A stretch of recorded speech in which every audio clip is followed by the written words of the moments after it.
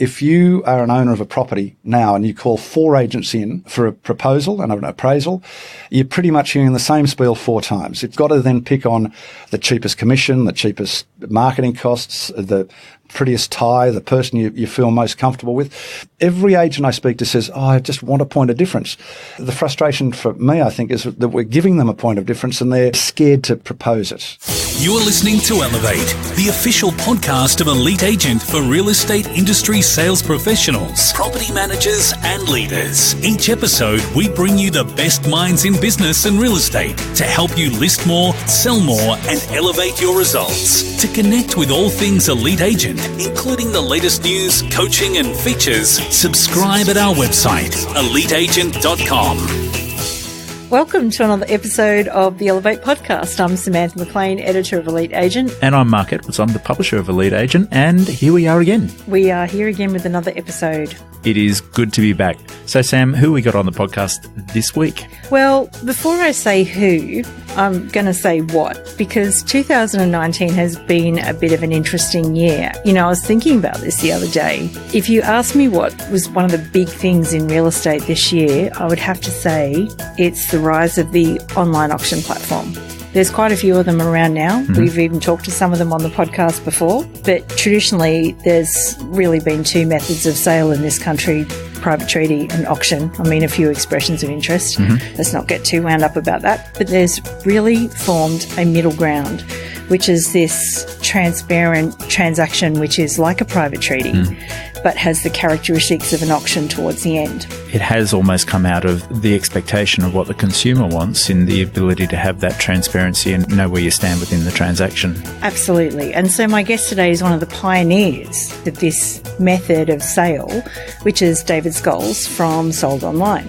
David Scholes previously was the founder of AuctionWorks, which Correct. was one of the very early platforms that brought around the online environment for sale of property. And probably a bit ahead of his time when he first released that product.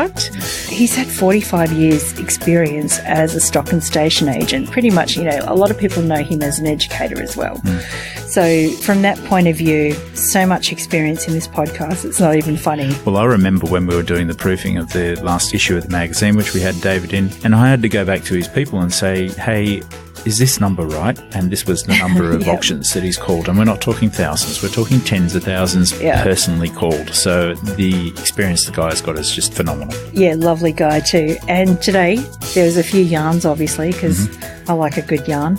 There's some stuff on where Sold Online is going, which is interesting. I get David to tell me a little bit about what the future of auctions looks like. And also, you know, because he's got a bit of an education background, I asked him for some good tips for agents moving into 2020 as well.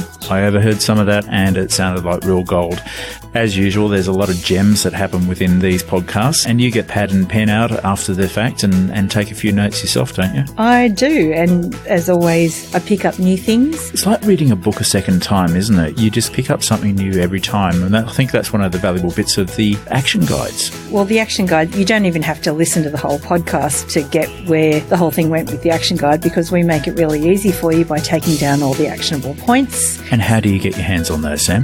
Go to eliteagentelevate.com, put in your email address, and an action guide will come sailing to you. Or alternately, if you'd like to subscribe to Elite Agent Extra, which is the extra bit of Elite Agent, then we will send them to you instead of you coming and putting in your email address every time. So for $15 a month, you get every month a 40-page booklet comes through to you with each of the episode action guides from the month into a very easily consumable package. All the best minds in real estate. A couple of extras that go in there as well. Yeah, I like a bit of a wind-up on what we've seen in the previous month, just to keep everyone ahead of the game. If you're the type of person that likes to actually get something very hands-on, to be able to sit there at your own time, read through, make your notes, dog-ear the pages, put a few post-it notes in there, actionable tips that you can do later on, this is the thing for you. Absolutely. So go to eliteagent.com/extra and sign up there. I think that's about it. Let's get on with the show. On with the show. So welcome to the podcast, David Scholes. Thank you, Samantha. Lovely to be here. Well, it's lovely to have someone like you here with your experience in the industry. So you've been in the industry for quite a long time now. Are you willing to give us a number? What is it, 35 odd years? 35 years, wow. Yeah, so I've sort of been associated with one form of agency practice since I left school. So stock and station agency, and then followed by real estate. When and how did you get into real estate in the very beginning? Well, real estate I got into because I basically went broke in stock and station agency. Right. So I had a business in Orange, and I pursued the fine wool industry, which I thought was the smart, clever way of doing it because nobody else was doing it. And it worked very well for about a year and a half, and then unfortunately the government took the floor price out of the wool market. The wool market collapsed, and fine wool went from a lot of money to absolutely nothing overnight. So I suddenly had no business, so I travelled to Sydney and thought, well, it's a big town, Sydney. I should be able to make a go of it there, and that's what I did. I started. Luckily, a fellow down here, Peter Kennedy and Dennis Nutt, actually gave me my first ever on-site auction, and I built from there, which was great. So did you actually start in auctions, or did you spend time there's no such thing as a regular real estate agent, but did you spend time actually learning the craft? No, I started as an auctioneer, but I think actually very valuably, I learnt my craft in the stock and station agency years.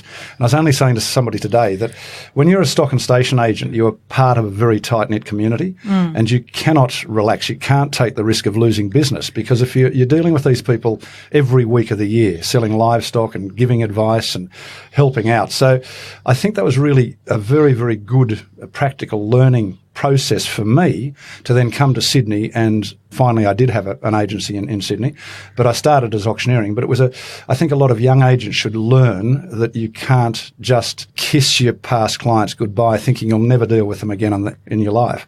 So you've got to look after what you've got, because you never know what's going to come back to bite you in the future. Yeah, swings and roundabouts. I definitely absolutely agree with that. You know, you must have had a really interesting career, and you must have auctioned some really interesting things, not just property, but as you say, livestock and stuff. What are some of the memorable moments that come to mind? There has been plenty. I've been very fortunate. I've seen some of the best country in Australia. I've been to most regional towns, I suppose, in Victoria and New South Wales. And now I do some of the top-end residential auctions, but I do the top-end commercial auctions. And as my career has evolved, I've actually moved, not that I love residential auctions, don't get me wrong, but I think I've crafted a real profession out of commercial real estate. And last week, I think we sold something like $160 million worth of commercial real estate under the hammer in 2 days, in 24 hours. Wow. But I remember the very first real estate transaction I did when I was a kid out of school was an auction of a farm, followed by the sale of a large run of weaner cattle. And it was a huge successful sale of the property, but it turned out that I actually managed to sell it to an escaped psychiatric patient from Dandenong Hospital. So the whole sale fell over, and it was a complete disaster. Oh. But we got through it, and it didn't stop me from becoming a real estate agent in the future. So it didn't go to that original buyer, it went to someone else? It went to the underbidder, but it was a funny story because he paid a massive price for the property and the livestock, and I thought we were in a lot of trouble because when we discovered that he was in fact who he was, we had to then go back to the underbidder on the auction of the property, who actually stuck at their price, so it wasn't any great loss at all. And funnily enough, the cattle that had been sold, people had in their minds this benchmark that had been set. And when we resubmitted the cattle for sale, they actually made as much, if not more money. So it worked out okay. That's excellent. Yeah. And we're still here today to tell the tale. Exactly. So that's amazing. So you've had 35 years in the industry, but you've also been quite a pioneer in technology from what I can gather, and always interested in technology. And you've got a product now which is called Sold Online. Can you just explain where Sold Online came from and how you came up with the idea originally? Samantha, I think I was probably a little early when I first started 10 years ago. So it started as Sold Online. I then changed the name to AuctionWorks Online, and now that I've sold AuctionWorks to Jesse Davidson, I think it's important that we get that name out of the stable, so it's gone back to Sold Online. Yeah. It was an idea of mine. It was a technological leap, I suppose, because it is my absolute belief that the next logical progression for certain sorts of property will be to be transacted online, and there's nobody doing it. It scared me when I thought about it that real estate agents have been using the same basic practices to sell real estate in Australia that they've been using for 150 years. And as online marketing became more and more and more popular, and we saw the evolution of realestate.com and domain.com, it became obvious to me that buyers of property are doing all their research online, they're doing all of their due diligence online, they're very comfortable online, yet we're forcing them out of their comfort zone into areas, be it private treaty or traditional auctions, where they're having to do the most important part of the whole thing, the transaction, out of their comfort zone. So whilst I firmly believe that traditional auctions have a very, very vibrant future in this country, we're aiming at getting into the areas that just do not embrace auction technology, because it is important that buyers have an ability to transact property in a transparent environment where they can see what's happening without the smoke and mirrors of a private treaty transaction. Actually, you've just touched on quite a few things there, which we might sort of backtrack over a little bit. So with the products sold online, you're actually focusing not just on property auctions, but you're actually focusing on a number of different types of auctions sold online. No, purely property, but different sorts of property. So, we'll handle rural. It's been a very big area for us in the past. Commercial, obviously residential, but also areas that are tied to property, such as poker machine entitlements, which are part of the hotel and leisure industry. Yeah. So there's a number of items that we can bring back into the online platform, but at the present time, it's all property specific. That must be so complex. The site, the system? Yeah, like I'm thinking about auctioning a hotel, with all of its poker machines and stuff like that. Yeah, look, it's been an adventure. It's been a bit of a challenge, and it's been a challenge in two ways. I've always been a very, very firm believer that auctioneers must understand their legal and legislative requirements. And to be honest, I think there is some emerging who don't. I don't think that they're completely up with what they should be knowing. So our system has been built around two components: the actual functionality of the platform, together with making sure that it creates enforceable contracts and actually complies. So we've had our challenges, and that's been a long road. But what we've now managed to get is a system that can be pretty much used in any area of Australia or overseas, but let's talk about Australia, to create a competitive environment, making sure that everything works within a timeline, but creates a basically stress-free environment for both owners of property and buyers of property. Because at the moment, really, I've sold and bought a fair bit of property in my life. Even as an experienced player, the whole process is quite a stressful one. Yeah, I still think it's one of the most stressful things you can ever go through as a person. I was reading an article about moving the other day, and I thought I never, ever want to. I mean, it's inevitable that I am going to move again. I know that, but I'm just going through it now. And in fact, I had a clearing sale for our farm on Sunday, and just getting rid of all the stuff is actually quite cathartic. But now I'm looking at the cleanup. It's a hell of a job. It really is. Do you think we'll ever get to a point where we can solve that as well? That whole that'd be good, wouldn't it? Yeah, like maybe sold online could have like an add-on that says, move my furniture and stuff as well. Just you talk about add-ons. So at the moment, our platform it's very functional, but I suppose you would call it rudimentary, in that there are so many exciting things that are literally on the cusp of happening, which will tie in with our system in the future beautifully. So electronic conveyancing is literally on our doorstep. I mean, settlements are now done through PEXA, and the vast majority of solicitors are pushing that way. There's very soon going to be electronic identification. There's going to be electronic signatures. They're all there. Our next iteration is going to be tying them all together so that we have this seamless end-to-end electronic transfer of property. Yeah. And the important thing is the actual transaction is being still done in Australia in the old ages. In my way of thinking, regional real estate agents are missing out because nobody has been able to give them a competitive advantage to actually make their job more efficient and more easy. Well, it's interesting, isn't it, that, as you say, the process in Australia is quite antiquated, with settlement times and all sorts of things like that tend to slow the process down. I guess let's just rewind a little bit. Can you tell me a little bit about how sold online works and how that might perhaps speed things up for both the vendor and the buyer? So at the present time, it's a functionary platform for real estate auctions. There is no auctioneer, for anybody that's listening to think that we interface with an auctioneer. It's purely It's the eBay of real estate. It's all online bidding. So, but you still need an agent. Absolutely. Yep. Yeah. So we're not disruptors to the industry. I think that's important. We're very, very much aware that transactions of real estate need a middleman, and hopefully a good one. What happens in a short spiel is that the property is uploaded to our system when it is uploaded to all the other websites. And at that stage, a clock starts to count down, just telling people how many days, hours and minutes there is before the auction actually starts. Agents do the same job. They advertise, they market, they inspect, they get feedback, they find interest, and when they find interest, they register the potential bidders, and then they upload that information to the website. The website generates automatically an email to those people where they're invited to finish their registration online. They've got to prove to our system who they are, so they use the same driver's license number, and then they can't do anything more until the auction starts. Just before the auction starts, the evening before, where the auction is, we're given the reserve price in writing.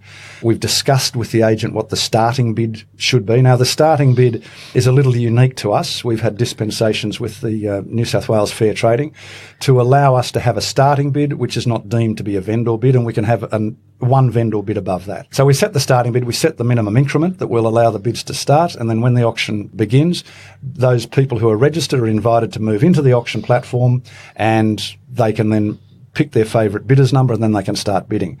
Now, auctions vary from 1 day through until 14, so it's up to the agents and the owners to work out the duration. Really, all the activity from experience takes place in the last 10 minutes. Yeah. But the importance is to give a little bit of time so that starting bid is out in the public domain, and often you get more registrations from that point. So once the bidding starts, people bid. Everything's so transparent. So everybody sees the bidder's number that's holding the bid. Everybody's told whether the reserve has been reached or not. If the reserve gets reached, everything turns green. We have SMS messaging going through to everybody. And as the clock counts down, if a bid is made in the last 3 minutes, the clock readjusts to a full 3 minutes, so you can't get in and snipe, and it gives people time to think and to make decisions. After 3 minutes of no bidding activity, if the reserve has been reached, the virtual hammer falls and that person is then classified as the new owner of the property, and straight away a contract is signed, and they have until 5 p.m. the next day to forward their deposit. If the reserve is not reached after 3 minutes of no bidding, that highest bidder, then actually, this is a beautiful part about the system, the reserve price is displayed on their computer screen or their smartphone, and they then have 60 minutes of exclusive negotiating time, where if a price is agreed, the property is sold to them in that period of time and no further competition takes place. So they're assured of buying the property immediately post-auction. Okay, so that's really interesting. So this is where the agent's role might come in too, in talking to. So how does the agent interface with all of that? There's several ways. And because we give them time, it's a beautifully slow process. So people aren't panicked. They have time to make decisions. As an example, the longest time an auction has run after the deadline was 3.5 hours. We had bid after bid, so the clock pushed out. So people have plenty of time to do their consideration. So the agent is the best way is to get on the telephone and speak to the bidders that way. But we have instant messaging on our system as well. Yeah. Or there's enough time for them to actually go and knock on the door and go and see them if they're local buyers. Yeah, that'd be interesting actually. And so I guess, like if you're a bidder, that takes away the pain of, the nervousness, I think, because I think some people are still kind of nervous about raising their paddles at auction. So you could be literally at home.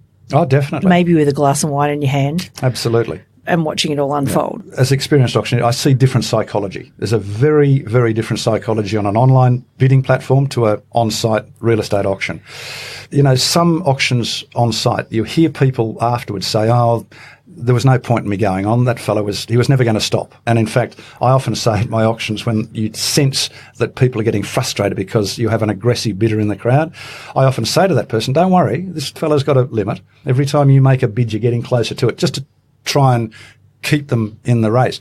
Because we give these people time, that emotion is taken out of that auction process. And because at the end of an auction, we might be in little tiny $500 increments, you can see these auctions just going on and on and on because people don't want to lose a property for $500. Yeah, this is interesting. So with this tool, if I'm an agent And at the moment, I'm kind of just auction over here on a Saturday or private treaty, depending on the type of property and what it's most suited to. And I'm thinking about going into the online auction space.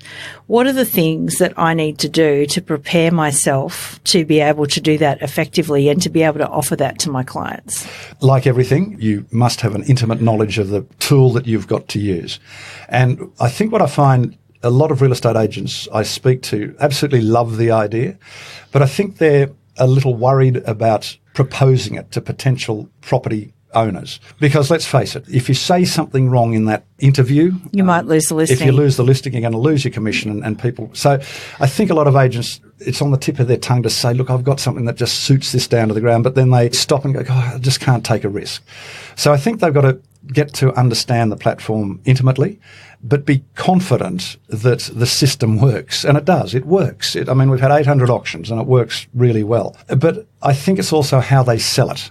Because, funnily enough, the biggest driver of our properties onto our system have not been from real estate agents, it's been from property owners.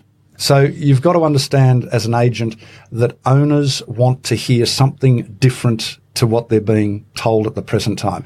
Please don't think I'm being critical of real estate agents. But let's face it, if you are an owner of a property now and you call 4 agents in for a proposal and an appraisal, you're pretty much hearing the same spiel 4 times. It's got to then pick on the cheapest commission, the cheapest marketing costs, the prettiest tie, the person you feel most comfortable with. Every agent I speak to says, oh, I just want a point of difference. The frustration for me, I think, is that we're giving them a point of difference and they're scared to propose it. So getting back to your question, they just need to know and have confidence in the system, and then I think it's going to be a massive listing tool in every area. If you have a dominant agent in an area of Sydney or Melbourne and you're battling to win business from that agent, why go doing the same thing that agent does all the time? Yeah. Have something different. What have you got to lose?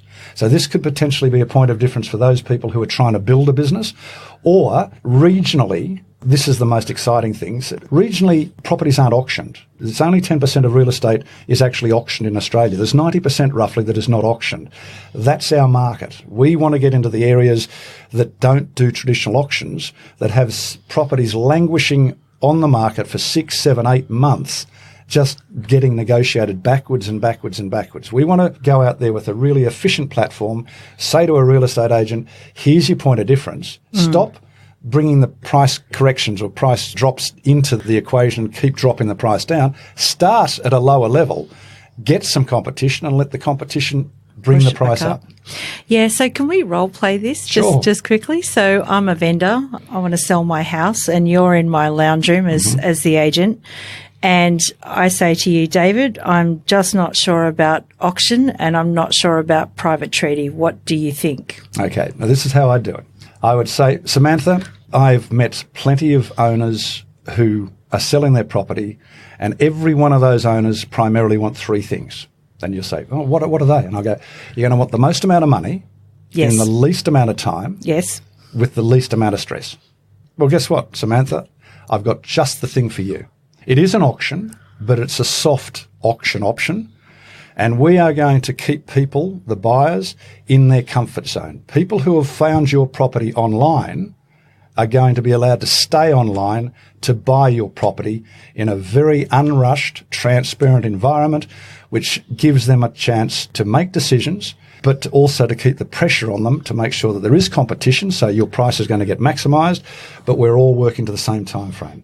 So it's a company called Sold Online. It is an online auction platform, and it's absolutely perfect for what you're looking for. Sounds interesting. Tell me more. Tell me more.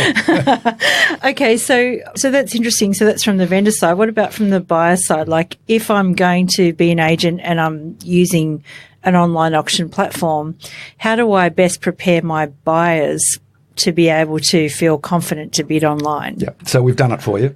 We have all the collateral that you need as an agent. Yeah. And let's face it, if you're a buyer, greatest respect to buyers, they do as we tell them to do. I'm sorry to say it, but if a buyer wants a property badly enough, they'll crawl over broken glass at midnight to get to it. This is a soft option for them, so it's something that they feel very, very confident in. We've spoken to a lot of people who have used this system as a buyer. Not all of them are successful, and every single one of the people that I've spoken to have told me that it is an intuitive system which was very simple to use. I'll give you an example, whose name will not be published, but quite a successful developer, in fact, a very, very good Sydney developer, bought a property on our online system. It was a government property. It was a development site. It sold for $3.8 million above the reserve price, and that was the one that took 3+ hours after the auction to finish. And I was getting contracts organised, so I spoke to the developer, got him organised. We signed contracts, organised his deposit. And at the end of it, I said to him, so what do you think of the system? And he said, I didn't like it. I said, oh, really? That's interesting. I said, what do you think of just normal in-rooms auctions? Because I see you in our rooms all the time. He said, I don't like them. He said, I hate don't them. like that either. He said, because everybody knows me and they pick on me. I said, fair enough. What do you think of the expressions of interest? He said, they're ridiculous. I hate them. They're just terrible things. They're just drawn out, ridiculous processes. I said, what about tenders? And he said, I refuse to ever embrace a tender program. I said, so basically you're telling me that our online platform is actually the best way to buy property? And he said, well, yeah, I suppose so. So, yes, buyers actually like the system, and we've got all the collateral that you need as an agent to make sure that they're comfortable. And you said you've done about 800 properties already on this auction or more. What are some of the most memorable auctions that you facilitated on the platform where it might not have been such a great result otherwise? Our very first auction was for the ANZ Bank. It was a mortgagee in possession property, and it was in Wee Jasper, which is down south on the Murrumbidgee River. And it was a general store, and we had been marketing it for the ANZ for about 3 months. We'd done an on-site auction and nobody turned up, not a single person turned up. We then went through a private treaty process, and any offer that we got was well below their reserve figure. And their reserve was based, by the way, not on one, but on 3 separate valuations, because they couldn't really determine a valuation. And this property had a lot of complex issues. It had an underground fuel tank that had no environmental report on it, and contamination was a big chance. And it was right on the Murrumbidgee River. It was selling alcohol and it had no alcohol license. There's some issues. Cut a long story short, when we first launched this system, I said to the ANZ representative, they said, look, we're going to do something we've never done before. We're going to take it off the market. We're going to give the keys back to the mortgagee, and we're going to absolve them of any further risk. We're going to basically wipe their debt. I said, before you do that, can I have one more go at it? And they said, well, tell me about it. So I talked them through it. We then had to jump through all the hoops of getting their in-house legal team to agree to use our system. So that was a big thing. That was through Gaydens. They finally allowed us to do it. They agreed that we complied. They agreed that we created enforceable contracts. We put it online. We advertised it. We had 6 registered bidders, and it sold for $21,000 over their reserve price. And that was the first auction we'd ever done. Now, we did one just the other day out in, we've had 3 Sydney development sites that all sold well over the reserve price. And we had one just very recently in Gunnedah that was a burnt-out cinema, and the agent had no confidence that we'd get anybody interested in it at all, because the demolition costs were so great that it was probably worth more than the block of land. They put on a non-reserve auction online, and they ended up with, I think, 7 registered bidders, and it ended up selling for $65,000. It doesn't sound much, but the agent didn't think they were going to get a bid. Yeah. Well, I'm just thinking if they're going to demolish it, then there are costs on top of Exactly. that. Exactly. Yeah. We've had many failed auctions, but generally that was because an agent said, look, we love the idea. We've got a property that we've had on our books for 12 months. We'll give it a go. But then they don't advertise it and wonder why no registered bidders come forward.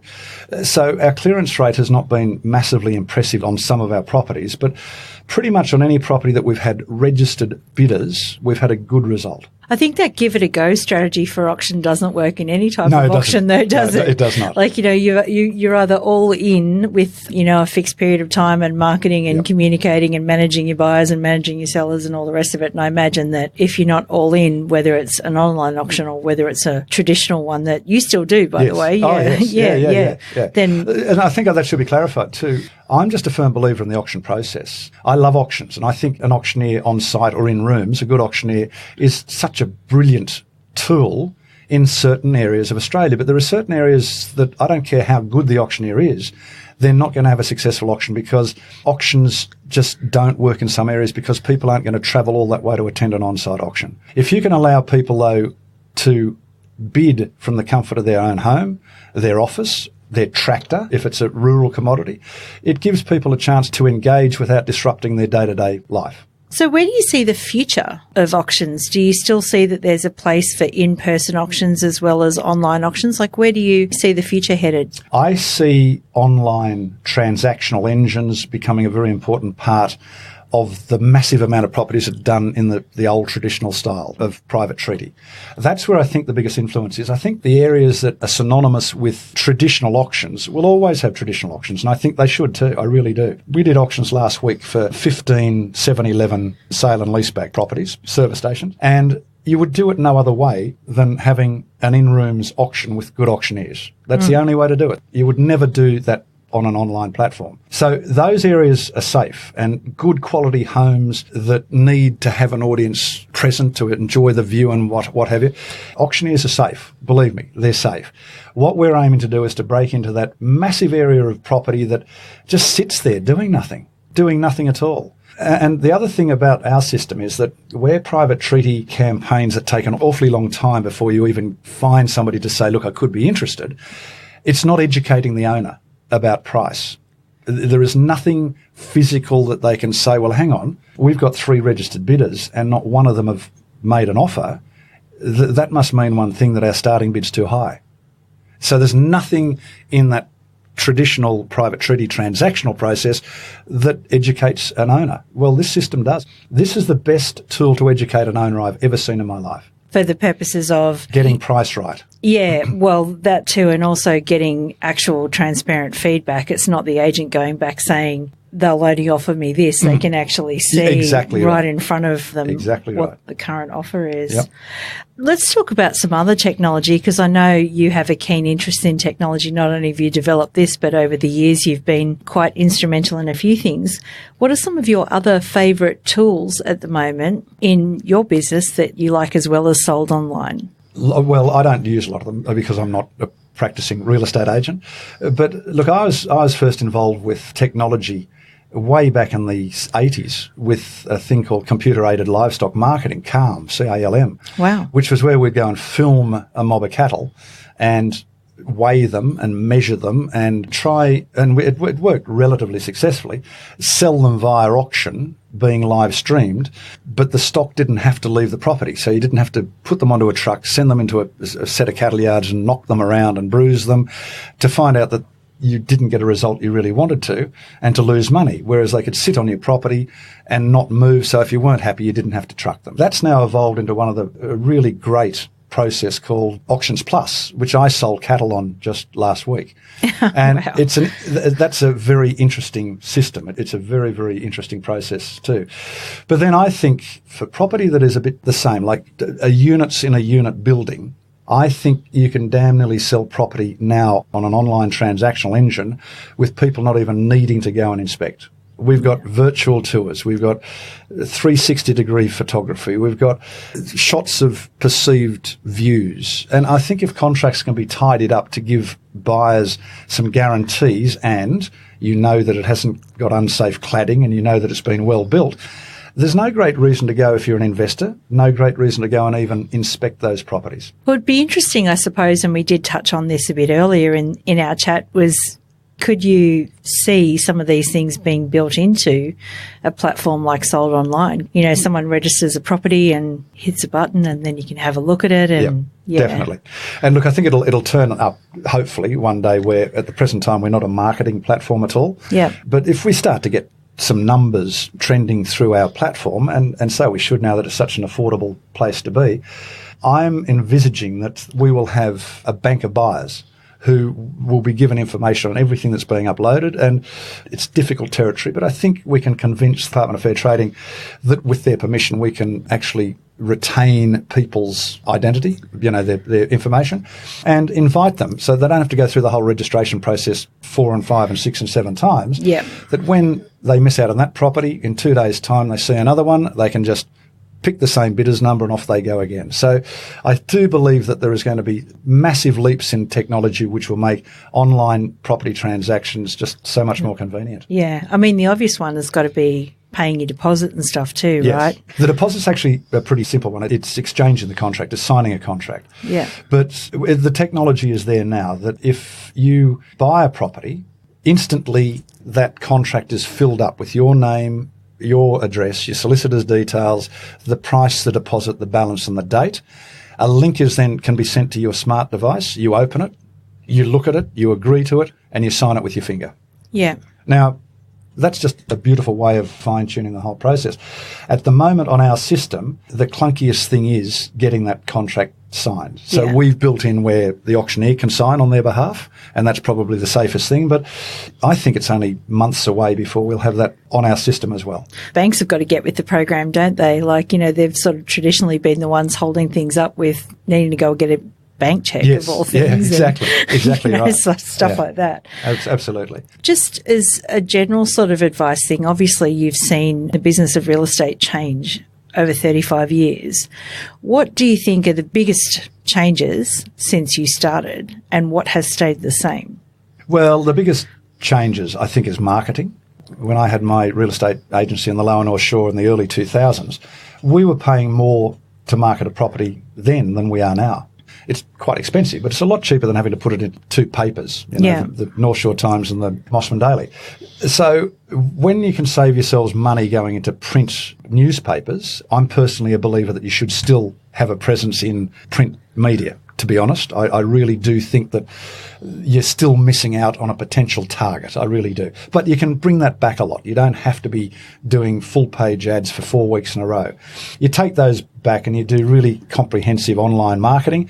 Your costs have been reduced, and I think there is better ads. I just think there is, you flick through now, not only do you get a great array of photographs, but you get a floor plan, you get a 3D perspective, and on the same processes you can find finance, you can do calculations, everything is there at your fingertips. So I think finding property and doing your due diligence is much improved in the time that I've been around.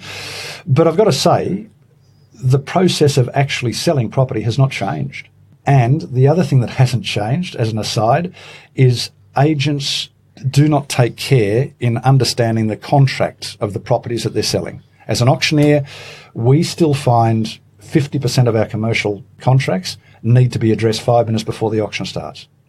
Yeah, wow. And probably 10% of residential contracts need to be addressed 10 minutes before the auction starts. And it's as simple as the agent going through the contract and understanding what's on it, but they just don't. It gets delivered and they take it as gospel that the solicitors have got everything right. Yeah, that's an extra step, is to go through and read and understand, ask questions. Don't start me. Okay. Okay. Well, that was actually going to be my next question, is because you had the education business for so long, you had AuctionWorks for so long, what are some of the things that you wish, agents could know or take away from the time that you spent educating agents? I've been lucky because real estate wasn't my only income. I could probably stand on my soapbox and be critical of real estate agents chasing the dollar. But let's face it, real estate agents have got to chase the dollar. They finish one deal and they've got to have another deal going. Otherwise, their income... Exactly, you don't eat. But I think that real estate agents have got to understand that that's not the only thing that they've been put on this earth for. They've got to build relationships. Even if you don't ever meet that person again, the referral system is still very, very strong, and I don't care how big the city is. If you muddy the waters with just one deal in the eastern suburbs and you think it's a big area so you should be able to get away with it, you won't. It spreads about how badly that deal was done. So I think real estate agents have got to be very conscious of impressions. They've got to be very conscious in a society that is full of litigation now, that they've got to cover themselves and their vendors and their buyers' best interests. And Samantha, that boils down to knowing what the contract is. I've often said to agents, you're not actually selling a property. You're not selling a house. You're selling a contract which gives that person who buys the contract, who signs the contract, the right to move into that house in 42 days. And if there is an impediment in the contract that you don't know, that you haven't bothered to learn about, If there is something in that contract that is going to put a buyer off, you're not going to end up with any buyers. So you've got to know what the contract is and what it holds so that you can explain it to potentially incoming owners. And then perhaps handle the objection as... Exactly right. You know, like it's funny, I hear more about that in property management. For example, the management agreement doesn't include the garage or something silly like that. And then all of a sudden the tenant moves in thinking they've got access to the garage. Yeah. Yeah, it's the same thing. So here's an example. Look, I don't know how many times I see it. And I have to say, well, there is no inclusions marked on this contract. It's the front page of the contract. How hard is it to mark up the inclusion? So there is no confusion about what's included and what's not. It just beggars belief. From what you're saying, it's so hard to differentiate yourself in real estate from the guy down the road. We just had a talk about that and how online auctions might fit into that differentiation strategy. But I think, you know, those sorts of things, if people can find the price of the property online and do all that sort of stuff just by Google, you know, I think that's great advice. That's one of the places where an agent can really make the difference. Absolutely. And look, I think when you're talking to your owners, that it's important for them to get the feeling that you do understand the contractual obligations. And I used to always make sure that my owners understood before they even sought the advice of a solicitor that they're going to get requests for amendments to the contract, and they're traditionally going to be extended settlement periods or reduced deposits, and not to be scared about reduced deposits because so many people only have the capacity to pay 5% at the moment. But if they are only going to pay 5% and the owner's comfortable with it, to make sure that their solicitor at least puts in the contract a clause in regards to a reduced deposit, and that is an instalment on the full 10%. Yeah. They're the little things that an agent should be understanding to give the owner confidence that they're dealing with the right person. Absolutely. We've talked about a whole bunch of stuff here today, so I want to ask you a couple of things just in closing. Number one, if we want to find out more about Sold Online, where's the best place to go? We'll leave links and stuff in the show notes. Yep. So the site itself, soldonline.com.au. Yep, that's easy. Yep. And it's a good name too. I'm pleased that we've changed it back to that name. I think it's a pretty simple name. Yep. So on there's, again, a lot of collateral, videos. There's a couple of ebooks that we've written. There's lots of information, not just about our process, but also about how an agent can improve their way of handling campaigns. Yeah.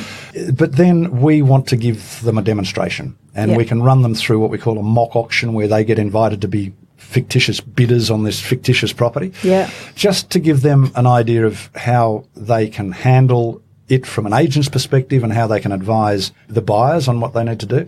But most importantly, when they have questions, we've got an open line. They just need to get in touch with us and we'll walk them through how they present the process to a potential owner. Excellent. And if there was one thing that you want people to remember about everything that we've talked about today, what would that be? What is most important is for an agent not to be scared to do something different, not to be scared to approach an owner with a bold new plan. It could be marketing. It could be any different thing to differentiate themselves.